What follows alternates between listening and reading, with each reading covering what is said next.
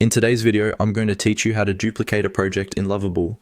If you're looking to save time and maintain consistency across your projects, duplicating a project can be incredibly useful. This process is relatively straightforward, and by the end of this video, you'll be confident in your ability to do it. To get started, you'll first want to navigate to the All Projects section within your Lovable application. This is your central hub where all your projects are displayed. It's a convenient starting point because it allows you to see everything you've been working on at a glance, making it easy to locate the specific project you wish to duplicate. Now that you've opened the All Projects area, the next step is to find the particular project you want to duplicate. You might have several projects with similar names, so take your time to ensure that you're selecting the correct one. Take a moment to skim through the available projects, carefully identifying the one that needs duplication. This step is crucial, as duplicating the wrong project could lead to confusion later on. Once you've identified the project, direct your attention to the three dots icon, usually positioned on the right side of the project's name.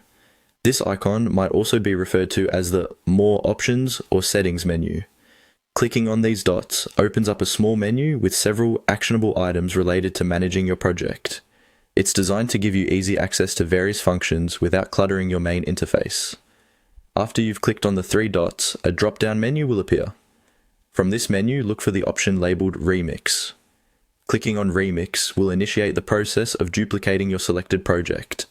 Essentially, remixing in Lovable allows you to take an existing project and create a fresh copy, which you can then modify independently from the original.